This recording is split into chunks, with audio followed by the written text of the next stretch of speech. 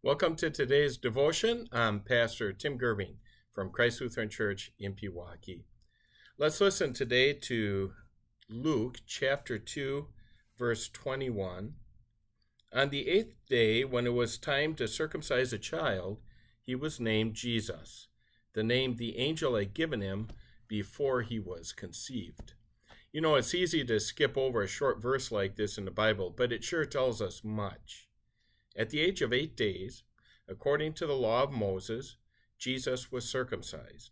Now, circumcision wasn't commanded for reasons of health, nor was it simply an odd tradition that was practiced by the Jews.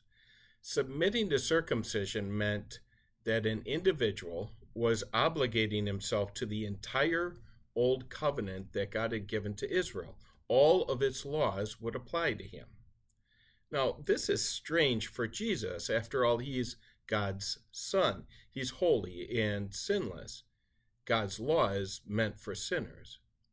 By submitting himself to circumcision, Jesus was making declaration that he would submit to the law for us, for all sinners.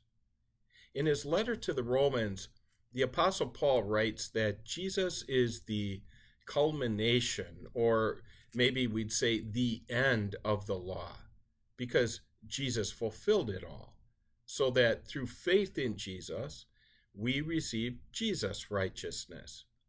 In fact, by submitting to circumcision, Jesus put an end even to circumcision itself. It would not be necessary anymore. In the Old Covenant, much of God's law required sacrifices be made at the temple. Bulls, goats, sheep, doves, who knows how many of these animals were sacrificed. It was a stark picture of what sinners deserved for their disobedience to God.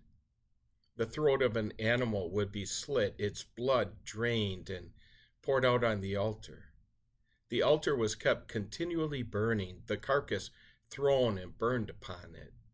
No one was allowed to approach God unless sacrifice was made.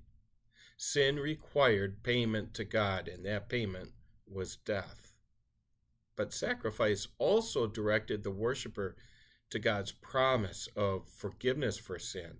It was not a forgiveness achieved by performing a certain number of good deeds, or by avoiding grievous sins, or by trying to be better than most people.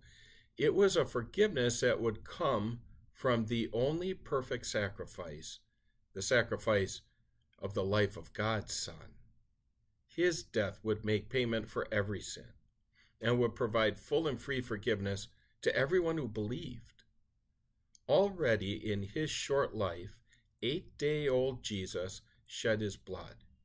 It was painful, but brief. The blood that was shed was just a few drops.